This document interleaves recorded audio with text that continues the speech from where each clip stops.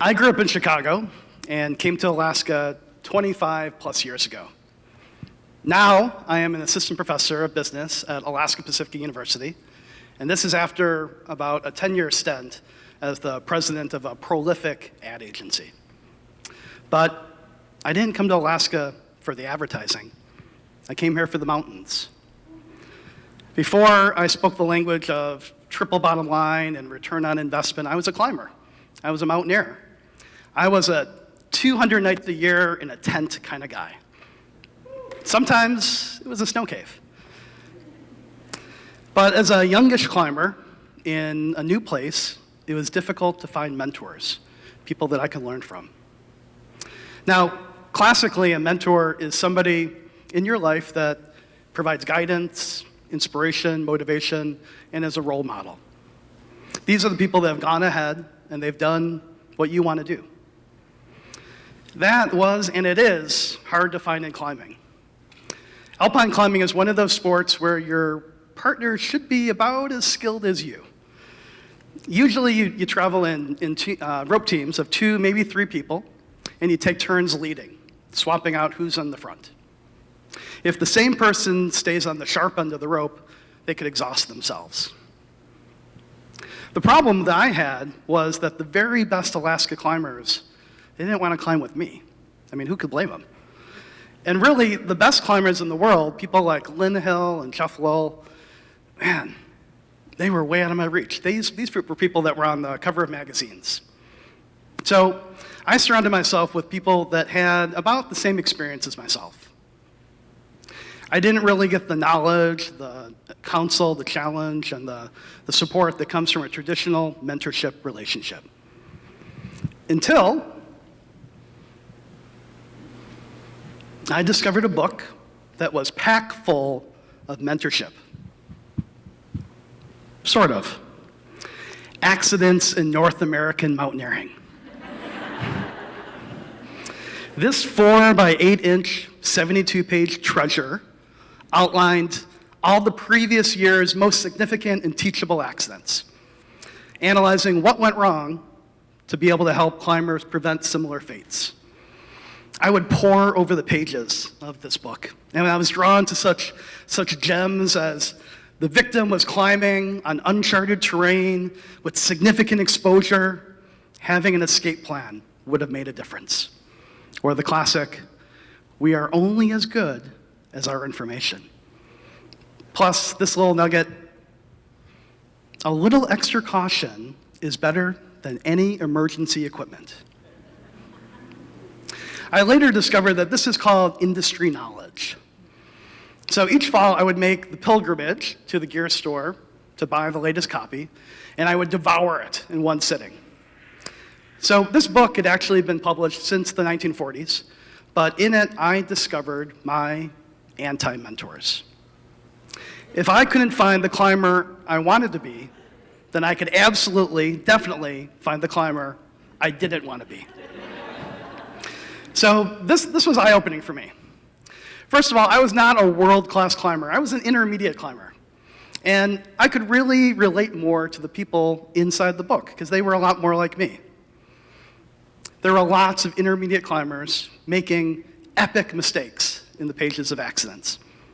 There was lots of inspiration. Secondly, in life, there's more ways to fail than there are to succeed. Now, one could argue that perhaps you should focus on best practices and principles of success, but it's also helpful to know how to fail so that you can avoid doing the same thing. This was perfectly documented in accidents. And one of the great things about learning from anti-mentors in the pages of a book is that I could learn from them without actually having to climb with them. Lastly, anti-mentors provide a distinctive type of motivation, the kind that keeps you away from disaster. Because you do not want to be the next anti-mentor. Nobody wants to be in this book. Something important to note is that one of the things that makes this book so powerful is that it didn't cast judgment on the people inside the stories. This is not an exercise on looking down on people. Really, it was about empathy, appreciating how easy it is for people to be people, to have skill gaps, to be flawed, to make mistakes, and how those mistakes can be awful when not handled properly. Okay, well, there is this joke about climbers, and it goes, what is the difference between a climber and a large pepperoni pizza? The pizza could feed a family of 4. So after many years of climbing, I went to business school, I earned an MBA, and I started a career in advertising. I stopped collecting the accidents book, and I didn't really think about anti-mentors for a while, until I started meeting them in the business world. There's this misconception that in a professional career, either you seek out a mentor or you don't. The truth is that we're all influenced by the people all around us, whether we select them or we let our circumstances choose them for us. For better or for worse, it's easy to take on the traits of the people that we surround ourselves with. And it doesn't matter if you're in academia, business, the nonprofit world, government, there are bad bosses everywhere. The challenge is, do you learn from them or do you become them? So this may not be easy to admit, but there's a certain pull towards toxic leaders that can be hard to avoid. People are drawn to consensus.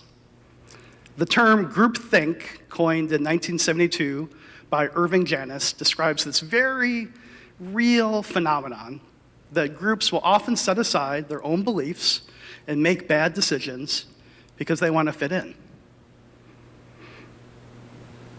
A bad boss can make you a bad boss in the future. Plus, people rationalize, and they like to be on the winning side. It's a very human response to justify away the sins of poor leaders because the work results in good at the end.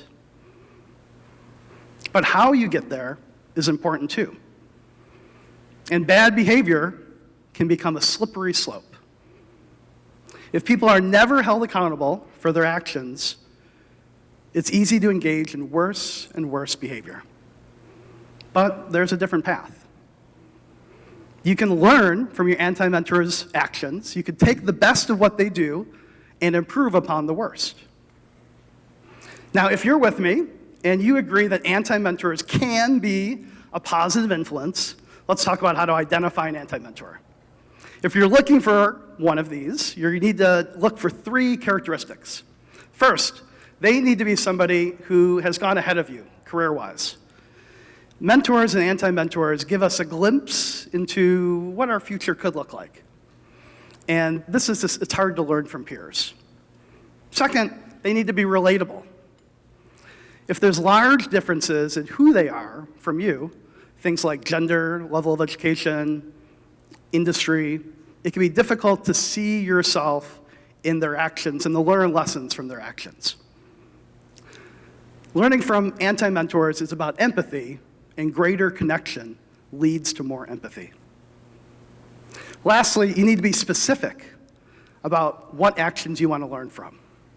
Like with mentors, it can be difficult and complicated, and people are generally a mix of strengths and weaknesses.